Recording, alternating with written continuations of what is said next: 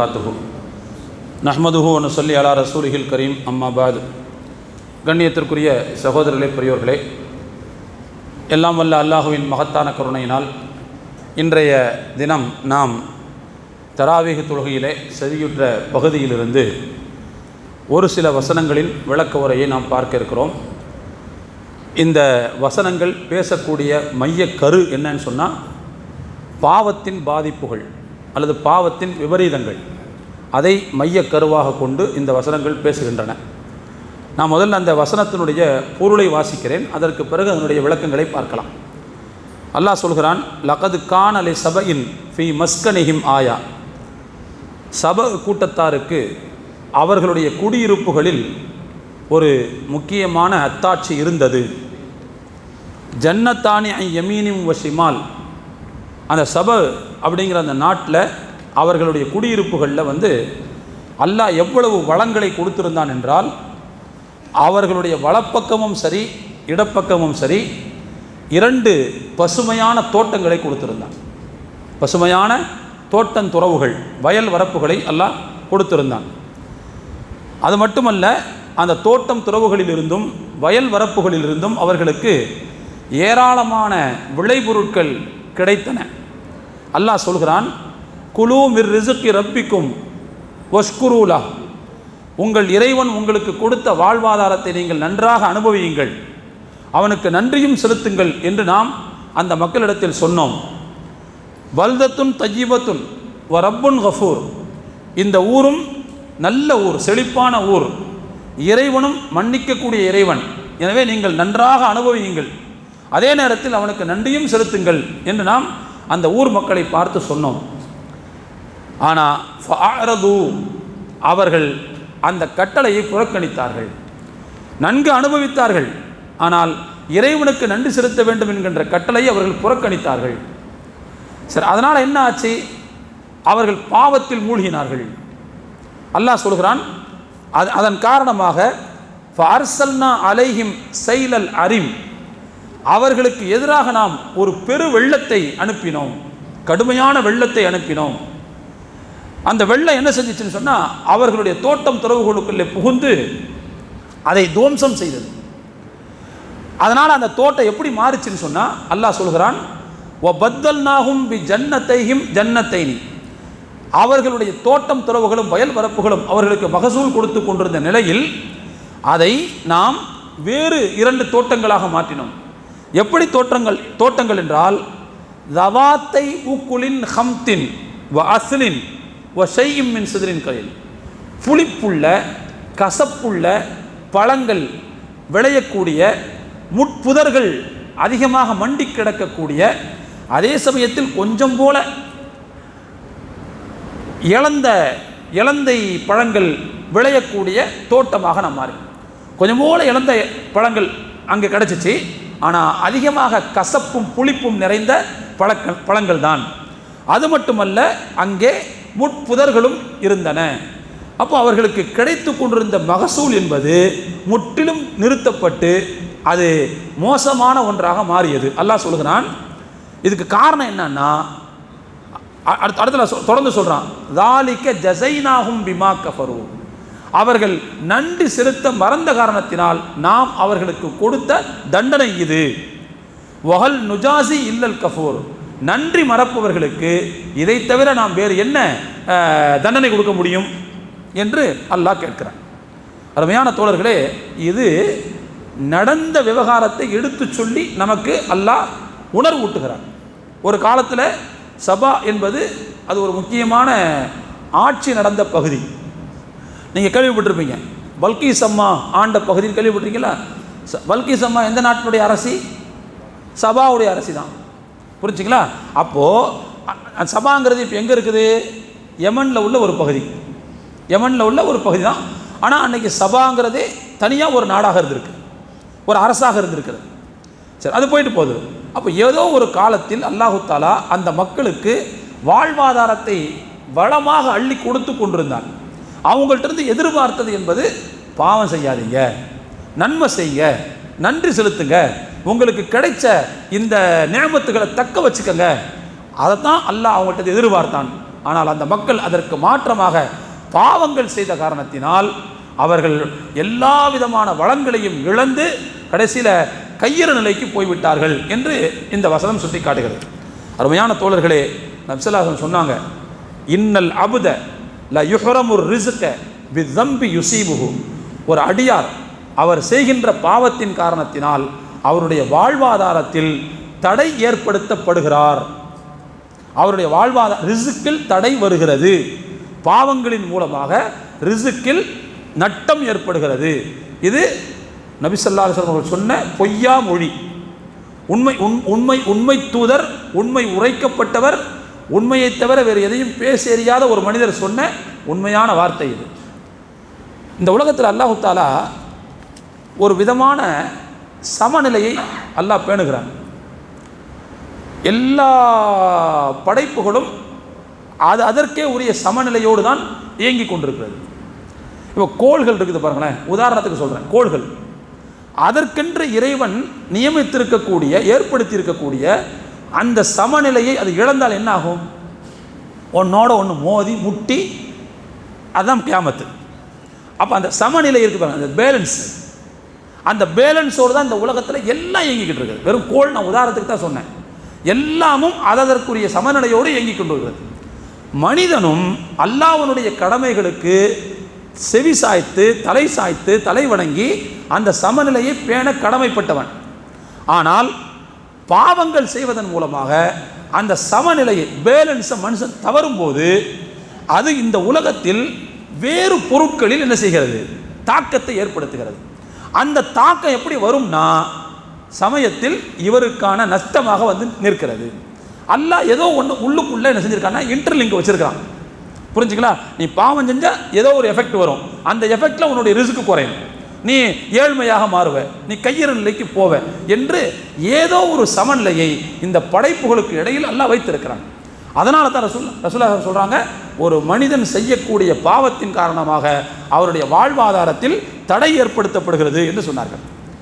முதல்ல பாவங்களால் என்னென்ன பாதிப்புகள், விபரீதங்கள் ஏற்படும் அப்படிங்கிறதுக்கு முன்னாடி நமக்கு எப்போதுமே சஹாபாக்கள் தான் ரோல் மாடல்.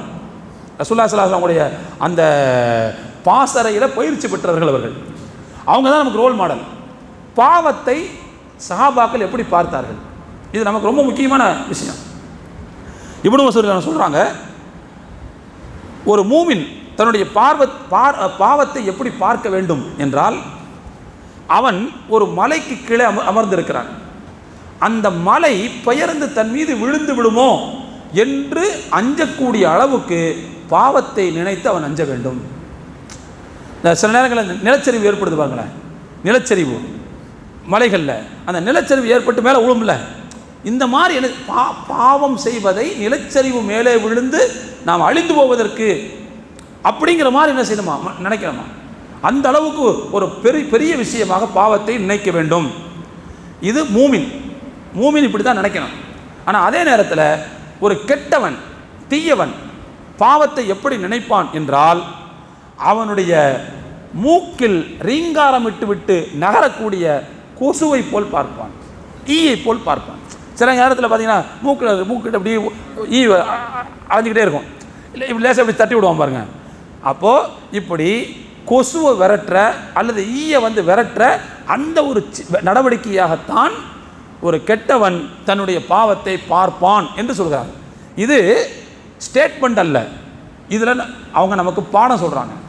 உண்மையில் நாம் மூமின்களாக இருந்தால் பாவத்தை எப்படி பார்க்க வேண்டும் என்றால், நம்மை அழிக்கக்கூடிய விஷயம் அது என்று பார்க்க வேண்டும். அதே மாதிரி தான் அனஸ் ரலியல்லாஹு சொல்கிறாங்க, இன்னக்கும் தஅமலூன அமாலன் ஹிய அதக்கு ஃபி அயுனிக்கும் மின ஷிர். அனஸ் ரலியல்லாஹு சொல்கிறாங்க.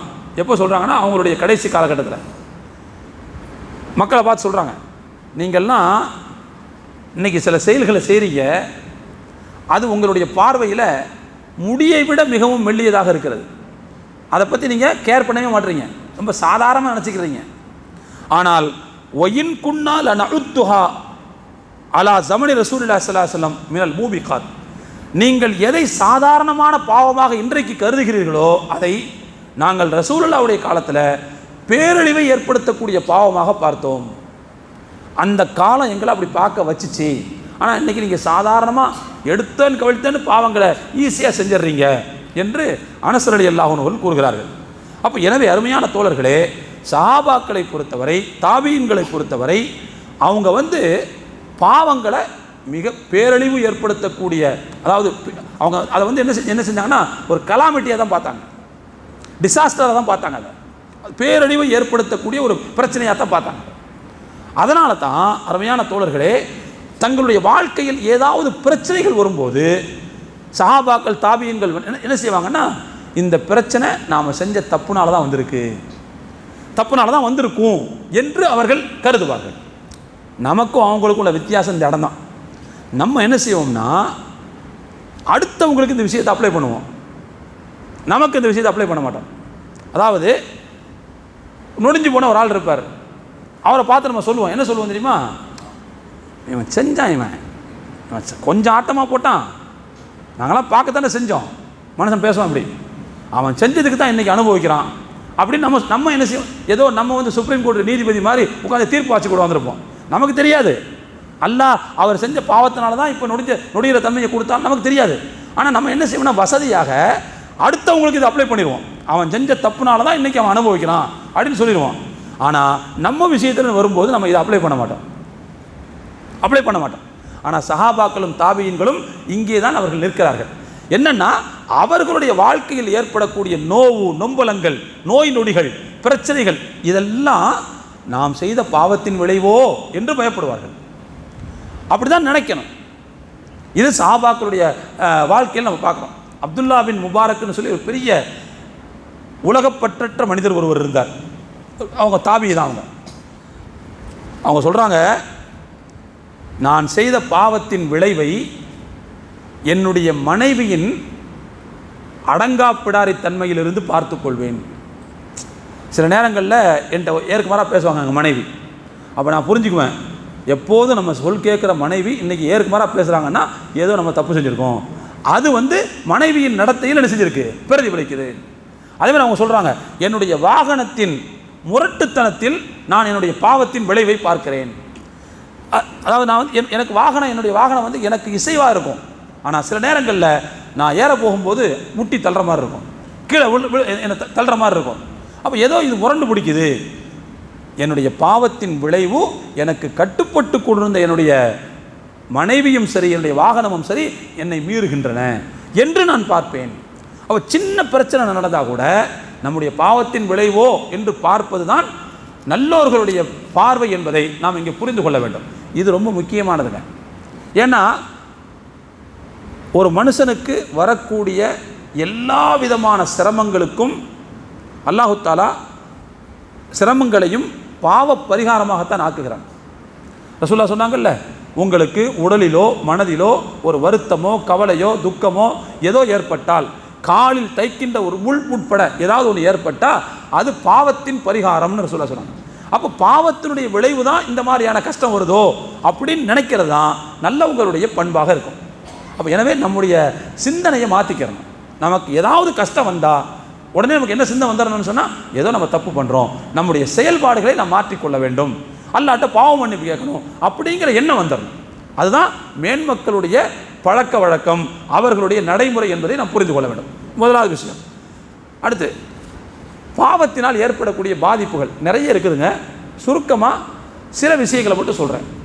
முதலாவது, நல்ல அறிவும் ஹிதாயத்தும் நமக்கு தவறிப்போவதற்கு நாம் செய்யக்கூடிய பாவங்கள் காரணமாக இருக்கும். நல்ல ஞானம் கிடைக்காது, ஹிதாயத்து கிடைக்காது. ஹிதாயத்தும் ஞானமும் கிடைப்பதற்கு தடையாக ஒரு மனிதன் செய்யக்கூடிய பாவம் அமைந்துவிடும். இதை நான் என்னுடைய இஷ்டத்துக்கு சொல்லலை. இமாம் ஷாஃபி ரஹ்மத்துல்லாஹி அலைஹி அவங்க இமாம் மாலிக் ரஹ்மத்துல்லாஹி அலைஹி அவங்களுடைய மாணவர். மாலிக் ரஹ்மத்துல்லாஹி மாலிக் மதுஹப்னு சொல்கிறோம்ல, அது அவங்களுடைய பிதாமகர் தான் இமாம் மாலிக் ரஹ்மத்துல்லாஹி அலைஹி. அவங்களுடைய மாணவர் தான் இமாம் ஷாஃபி ரஹ்மத்துல்லாஹி அலைஹி. ஷாஃபி ரஹ்மத்துல்லாஹி அலைஹி ஆரம்பத்தில் மாலிக் ரஹ்மத்துல்லாஹி அவங்கள்ட்ட போய் பாடம் படிக்க போனாங்க. அந்த நேரத்திலேயே அவர் ரொம்ப கெட்டிக்கார மாணவர், ரொம்ப புத்திசாலித்தனமான மாணவர். அவருடைய தேர்ச்சியை சின்ன வயசுலேயே இமாம் மாலிக் ரஹ்மத்துல்லாஹி அலைஹி கண்டுபிடித்து விட்டார்கள். இமாம் ஷாஃபியிட்ட சொன்னாங்களாம், எப்போ இந்த வயசுலேயே நீ இவ்வளவு திறமையாக இருக்கிற, இந்த திறமையை தொடர்ந்து நீ தக்க வச்சுக்கோ, பாவங்கள் செய்து நீ உன்னுடைய திறமையை நாசப்படுத்தி கொள்ளாதே என்று அந்த சின்ன வயசுலேயே சொன்னாங்க. அப்போது கல்வியை கற்கக்கூடிய ஒரு மனிதர், நல்லறிவை பெறுவதற்கான நோக்கத்தில் இருக்கக்கூடிய ஒரு மனிதர் பாவம் செய்தால் அந்த பாவத்துக்கும் அறிவுக்கும் இடையில முரண்பாடு இருக்குது. ஏன்னா அறிவு என்பது வெளிச்சம், பாவம் என்பது இருள். இருளுக்கும் வெளிச்சத்துக்கும் ஒத்து வராது. புரிஞ்சுங்களா? அதாவது வெளிச்சம் அப்படிங்கிறது ஊடுருவக்கூடிய இடத்துல இருக்கணும். ஆனால் பாவம் என்பது எப்படிப்பட்ட இருள் அப்படின்னு சொன்னால், பாறையால் அடைக்கப்பட்ட ஒரு இருள். பாறையால் அடைக்கப்பட்ட இருளில் வெளிச்சம் உள்ளே போகுமா? நிச்சயமாக போகாது. அப்போ எனவே மனதுக்குள்ளே பாவம் இருந்தால் அங்கே ஒளி ஊடுருவ முடியாது. எனவே உங்களுக்கு ஹிதாயத்து கிடைக்கிறது கஷ்டமாக போயிடும், நல்லறிவு கிடைப்பது கஷ்டமாக போயிடும். இமாம் ஷாஃபி ரஹ்மத்துல்லாஹி சொல்கிறாங்க, என்னுடைய உஸ்தாது வக்கி என்று ஒருவர் இருந்தார். அவர்கிட்ட நான் போய் சொன்னேன், நான் எதை மனப்பாடம் பண்ணாலும் எனக்கு மனசில் நிற்கவே மாட்டேங்குது, நான் என்ன பண்ணுறதுன்னு கேட்டேன். அவர் சொன்னார், நான் விஷயங்களை மனப்பாடம் பண்ணால் மனசில் நிற்கணும், நிற்கலைன்னு சொன்னால் மனசில் தப்பு இருக்குதுன்னு அர்த்தம். தப்பு இருந்தால் நினைவாற்றல் இருக்காது. எனவே உன்னுடைய பாவங்களை நீ குறைத்துக்கொள் என்று எனக்கு அவர் அறிவுறுத்தினார் என்று சொல்கிறார்கள். அப்போ எனவே அருமையான தோழர்களே, முதலாவது விஷயம் நான் என்ன என்ன புரிஞ்சுக்கணும்னு சொன்னால், பாவம் என்பது நல்லறிவு கிடைப்பதற்கு தடையாக இருக்கும். நமக்கும் சரிதான், நம்முடைய பிள்ளைகளுக்கும் சரிதான். பிள்ளைங்க நம்ம எல்லாம் திறமையானவங்களாக மாறணும்னு நினைக்கிறோம்ல, அப்போ என்ன செய்யணும்னா அவங்களுடைய நடத்தையை சீராக்குவதில் பெற்றோர்களாகிய நாம் மிகுந்த கவனம் கொண்டிருக்க வேண்டும். அப்போ தான் அல்லாஹ் என்ன செய்வான்னா நல்லறிவை பிள்ளைகளுக்கு கொடுப்பான். இதில் நாம் கவனமாக இருக்கணும். இப்போ நீங்கள் ஒரு கேள்வி ஒன்று கேட்கலாம், அறிவுக்கும் பாவத்திற்கும் எதிரும் புதிரும்னு சொல்கிறீங்க, ஆனால் இன்றைக்கி நிறைய படித்தவன் தானே தப்பு பண்ணுறான். தப்பு பண்ணுறவங்களாம் நிறைய படித்தவனாக தானே இருக்கிறான். அப்போ அறிவு கிடைக்க தானே செய்யுது, தப்பு பண்ணாலும் அறிவு கிடைக்க தானே செய்யுது. நீங்கள் சொல்கிறது முரண்பாடாக இருக்குதே அப்படின்னு நீங்கள் ஒரு கேள்வி கேட்கலாம். அறிவு என்பதற்கு என்ன பொருள் என்றால், தகவல்களை தெரிந்து கொள்வது மட்டும் அறிவல்ல. தகவல்களை தெரிந்து கொள்வது மட்டும் அறிவல்ல, அது தகவல்களை பெறுவது, அவ்வளோதான். அறிவுன்னு என்ன தெரியுமா? அறிவு என்பது நம்மை வழிநடத்த வேண்டும், அது நம்முடைய செயல்பாடுகளை கூறுதிட்ட வேண்டும், நம்முடைய செயல்பாடுகளை ஒழுங்கமைக்க வேண்டும். அதனால தான் நபி ஸல்லல்லாஹு அலைஹி வஸல்லம் அவர்கள் கல்வியை சொல்லும்போது பயனுள்ள கல்வின்னு சொன்னாங்க. அப்போ பயனற்ற கல்வின்னு ஒன்று இருக்குது. பயனற்ற கல்வி என்ன? படிச்சுட்டு தப்பு பண்ணுவான், படிச்சுட்டு கொலை பண்ணுவான், படிச்சுட்டு அராஜகம் பண்ணுவான், அது பயனற்ற கல்வி. புரிஞ்சுங்களா? அப்போது நல்லொழுக்கம் இல்லாத ஒழுங்கமைக்கப்படாத கல்வி என்பது அது பெரும்பாலும் நன்மையை விட தீமையைத்தான் தரும். அதனால தான் ஒரு பழமொழி ஒன்று இருக்குது, சீன பழமொழின்னு நினைக்கிறேன், ஒழுக்கம் இல்லாத கல்வி அறிவுள்ள பிசாசை உருவாக்கும். மனுஷன் கிடையாது, பிசாசு. அப்போ எனவே அறிவு என்பது பயனுள்ளதாக இருக்க வேண்டும் என்று சொன்னால் நல்லொழுக்கம், பாவங்கள் இல்லாத நல்லொழுக்கம் என்பது மிகவும் முக்கியமானது. மிகப்பெரிய அறிஞர் ஒருவர் இஸ்ரவேலர்கள் இருந்தார். அவருடைய பெயர் பல்லாம் பின் பாவூரா. குர்ஆனில் அவரை பற்றி அல்லாஹ் சொல்கிறான், நாம் அவருக்கு வேதத்தின் ஞானத்தை கொடுத்திருந்தோம், நாம் நினைத்திருந்தால் அந்த வேதத்தை கொண்டு அவருடைய அந்தஸ்தை உயர்த்தி இருப்போம். ஆனால் வலாகின்னஹு அஹ்லத இலல் அர்த், அவர் பூமியின் மீது மையல் கொண்டு விட்டார். வத்தபா ஹவாஹு, தன்னுடைய மனோ இச்சையை பின்பற்றி விட்டார். ஃபமஸலுஹு கமஸலில் கல்ப், அவர் எப்படிப்பட்டவர் என்றால் நாயை போன்றவர். நல்லா சொல்றார், நாயை போன்றவர். வேத அறிவு கொடுக்கப்பட்டிருக்குது, ஆனால் அதை தப்பான வழிக்கு பயன்படுத்திட்டு அவர் தன்னை இழிவுபடுத்தி கொண்டார். அவருக்கு உதாரணம் என்னன்னு சொன்னால், நாயை போல. நாய் விரட்டினாலும் நாக்கை தொகை போட்டு நிற்கும், சும்மா நின்னாலும் நாயை தொகை போட்டு நிற்கும். இதே மாதிரி இவர் இந்த வேத அறிவை காசுக்காக விற்றுவிட்டார், காசுக்காக வேண்டி, ஆதாயத்திற்காக வேண்டி விற்றுவிட்டார் என்று அல்லாஹ் தஆலா அவரை இகழ்ந்து பேசுகிறார். வேத அறிவு கொடுக்கப்பட்டவர் தான், ஆனால் குர்ஆனில் அவரை பற்றி அல்லாஹ் மிக இகழ்ந்து பேசுகிறார். அப்போ எனவே அறிவு இருக்குதுங்கிறதுனாலேயே ஒருத்தர் உயர்ந்து விட முடியாது. அந்த அறிவு பண்பட்ட நடத்தைகளை கொடுக்க வேண்டும், அதுதான் பயனுள்ள கல்வி. அந்த பயனுள்ள கல்விக்கு பாவம் என்பது எதிரானது. பாவத்தை விட்டாதான் பயனுள்ள கல்வியை அல்லாஹ் தஆலா தருவான். இது முதலாவது விஷயங்க. ரெண்டாவது விஷயம் என்னன்னு சொன்னால், இறைவனுக்கு அடிபணிந்து நடக்கக்கூடிய அந்த தன்மையை பாவம் அகற்றிவிடும். ஒரு விதமான இறைவனுக்கும் அடியானுக்குமான உறவில் ஒரு வெறுமையை ஏற்படுத்திவிடும். நம்ம பாவம் செய்ய செய்ய செய்ய அல்லாஹ்வுக்கு நமக்கு இடையில் ஒரு கேப் விழுந்துக்கிட்டே போகும். அல்லாஹ்வுடைய தொடர்பில் இருக்கும்போது தான், வழிபாடுகளில் நாம் இணைந்திருக்கும் போது தான் நம்முடைய வாழ்க்கை அர்த்தமுள்ள வாழ்க்கை, உயிரோட்டமான வாழ்க்கையாக இருக்கும். அல்லாஹ்வை நினைத்து நினைவு கூர்ந்து தொழுது அவ்வப்போது அவனை மறக்காமல் வைத்திருக்கக்கூடிய அந்த வாழ்க்கை முறை இருக்கு பாருங்க, அதுதான் உயிரோட்டமான வாழ்க்கை முறை. அப்படிப்பட்ட உயிரோட்டமான வாழ்க்கை முறையை இழந்தவர்கள், அவங்கள பற்றி அல்லாஹ் குர்ஆனில் சொல்கிறான். அவங்க யார் தெரியுமா? அம்வாத்துன் கைரு அஹ்யாயின், உயிரற்ற பிண்டங்கள்னு சொல்கிறாங்க. அதாவது அல்லாஹ்வை மறந்துடுவாங்க, இறைவனை பற்றிய சிந்தனை இருக்காது, இறைவனை மறுப்பார்கள். அப்போ இறைவனுடைய வழிபாடுகள்னால என்னன்னு தெரியாது. அவர்களுடைய வாழ்க்கையை நடைபிணங்களுடைய வாழ்க்கை என்று அல்லாஹ் சொல்கிறார். எனவே அருமையான தோழர்களே, பாவங்கள் செய்ய செய்ய நமக்கும் இறைவனுக்குமான தொடர்பு கொஞ்சம் கொஞ்சமாக கட்டாகிட்டே வரும். ஒரு வெறுமை இருக்கும், ஒரு நிறைவு இருக்காது வாழ்க்கையில். எதையோ இழந்த மாதிரி நம்ம நினைப்போம். அப்படிப்பட்ட ஒரு மோசமான சூழ்நிலையை ஏற்படுத்திவிடும். கடைசியில் என்ன ஆகும்னா, நமக்கும் அல்லாஹ்வுக்கு இடையில மிகுந்த தூரத்தை ஏற்படுத்திவிடும்.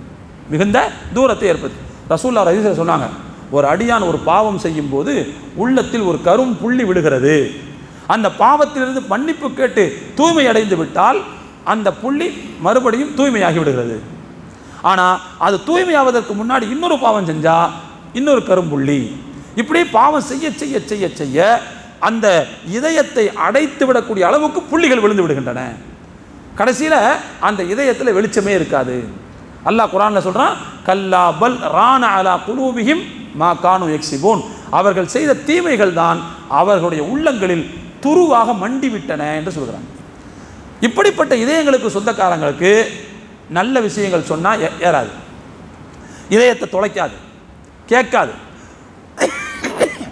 அப்போ எனவே அருமையான தோழர்களே, பாவங்களால் சூழப்பட்ட இதயம் என்பது நல்ல விஷயங்களை ஏற்றுக்கொள்ளாத காதுகளாக மாறி போய்விடும்.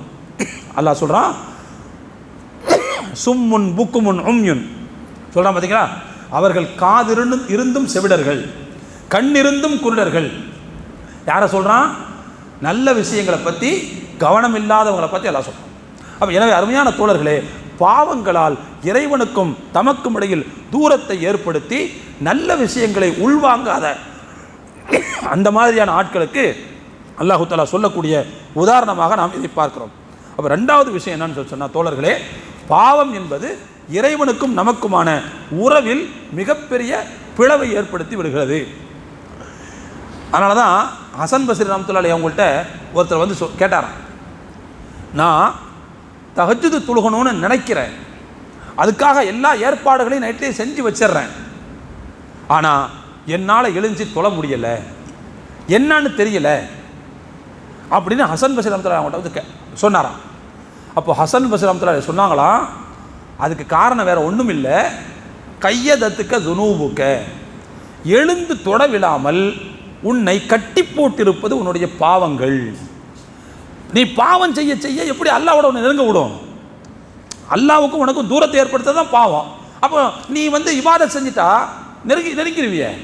அப்போ எனவே முதல்ல பாவத்தை குறையுங்கள், அடுத்து ஆட்டோமேட்டிக்காக அமல் செய்யணுங்கிற எண்ணம் வரும். இன்றைக்கி நம்ம வாழ்க்கையெல்லாம் இந்த விஷயத்தோடு சற்று உரசி பார்க்க வேண்டிய தேவை இருக்கிறது.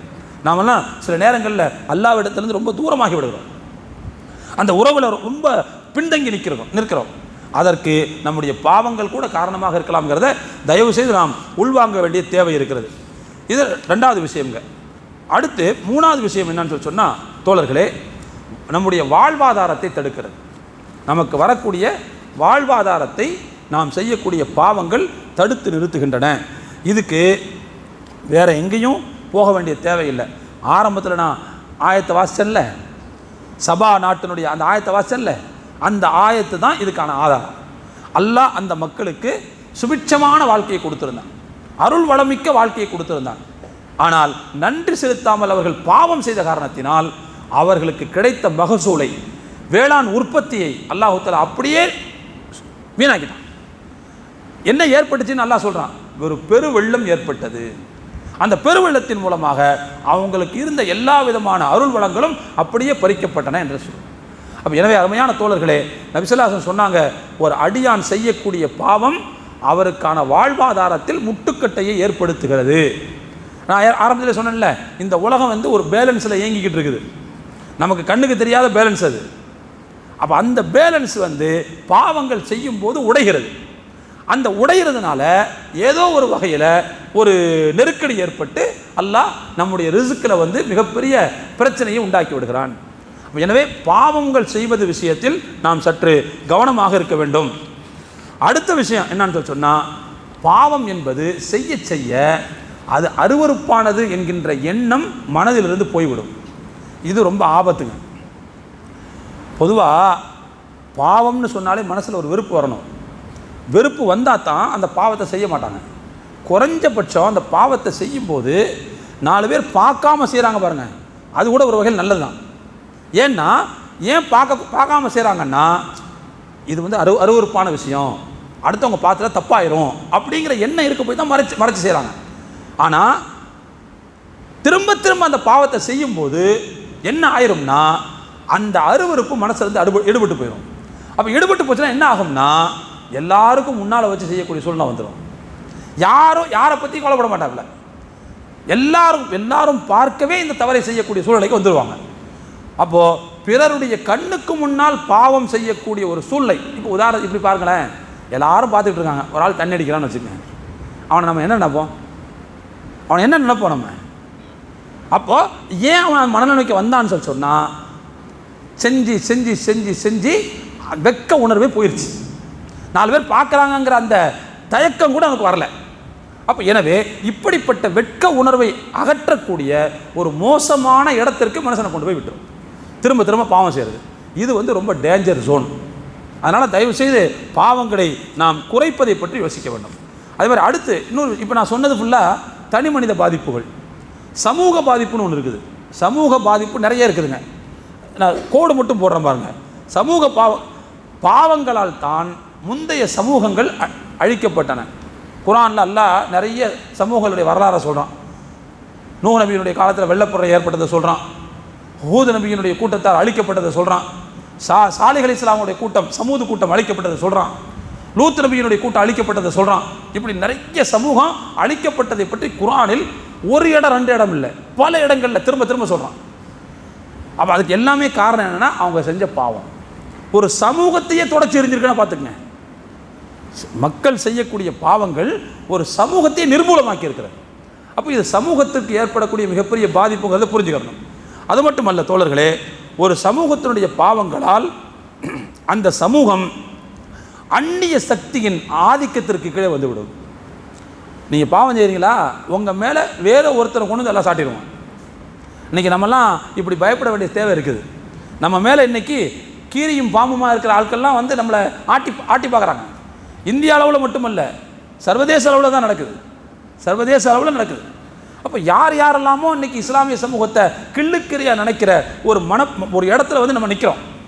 ரசூலுல்லாஹ் ஒரு ஹதீஸில் சொன்னாங்கல்ல, ஒரு காலம் வரும், அந்த காலத்தில் சாப்பாட்டு ராமன்கள் உணவு தட்டை நோக்கி எப்படி அடித்து கொண்டு ஓடுவார்கள், அதுபோல் முஸ்லீம்களே உங்கள் விஷயத்தில் அடித்து கொண்டு ஓடி வருவார்கள்.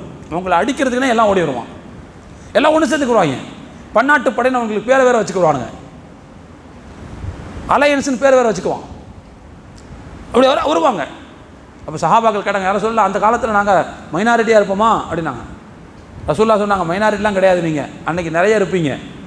ஆனால் எப்படி இருப்பீங்கன்னா, வலாக்கின்னக்கும் குசா உன் க குசா இஸ்ஸைல், வெள்ளத்தில் அடித்து வரக்கூடிய நுரைகளை போல் இருப்பீர்கள்னு சொன்னாங்க.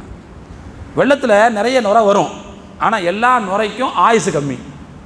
நீர்க்குமிழி இருக்குல்ல, நீர்க்குமிழிக்கு எவ்வளோ ஆயுசு, அந்த மாதிரி பலவீனமாக நீங்கள் இருப்பீங்க. ரசூலுல்லாஹ் சொன்னாங்க, அவ்வளோ பலவீனம் நாங்கள் ஏன் இருக்கிறோம்? ரசூலுல்லாஹ் சொன்னாங்க, 2 விஷயம் உங்கள்கிட்ட இருக்கும், அதனால் நீங்கள் பலவீனம். ஒன்று மரணத்தின் மீதான வெறுப்பு, 2வது உலகத்தின் மீதான மோகம். இந்த 2ம் உங்களுடைய உள்ளத்தில் இருக்கும்போது உங்களை பற்றிய மதிப்பச்சத்தை அல்லாஹ் எதிரிகளுடைய உள்ளத்திலிருந்து எடுத்துருவோம். முஸ்லீம் சமூகம்னாலே மதிப்பச்சத்தோடு அவர்கள் அணுகுவார்கள். ஆனால் இந்த 2ம் உங்களை ஆட்டி படைக்கும் போது அவங்க உங்கள் மேலே இருந்த பயம் அவங்களுக்கு ஆட்டோமேட்டிக்காக போயிடும். அப்போ அவன் வந்து என்ன செய்வான்னா, உங்களை அடிக்கிறதுக்கு வருவான். தோழர்களை இதை யோசிக்கணும். பாவங்கள் செய்ய செய்ய நாம் பெற்றிருந்த பயம் கலந்த மரியாதையை எதிரிகளுடைய உள்ளத்தில் இழந்து கொண்டே இருக்கிறோம்.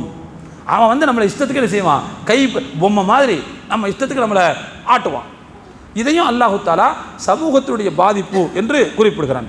அது மட்டுமல்ல, இன்னும் சில விஷயங்கள்லாம் இருக்குதுங்க. சீர்குலைவுகள் பரவலாகுவதற்கு பாவங்கள் தான் காரணமாக இருக்குது. ஆக இப்படி தனி மனித விபரீதங்கள்னு எடுத்துக்கிட்டாலும், சமூக பாதிப்புகள்னு எடுத்துக்கிட்டாலும், பாவங்களால் நிறைய பாதிப்புகளை நாம் எதிர்கொள்ள வேண்டிய சூழ்நிலை வந்துடும். சரி, இதிலிருந்து என்ன விடுதலை? இதுக்கு விடிவு காலம் என்ன? ஒரே ஒரு விடிவு தான். என்ன விடிவுனா, பாவ மன்னிப்பு கேட்பது மட்டும்தான் விடிவு. பாவ மன்னிப்பு கேட்பதும் நிறைய நன்மைகளை செய்வதும். நாம் செய்யக்கூடிய பாவங்கள் சிறு பாவங்களாக இருந்தால் நாம் செய்யக்கூடிய நன்மைகளிலேயே அது அழிந்து போய்விடும்.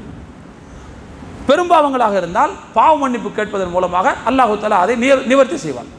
ஆக இதுதான் இதுக்கான தீர்வை தவிர பாக்கி வேறு எதுவும் கிடையாது.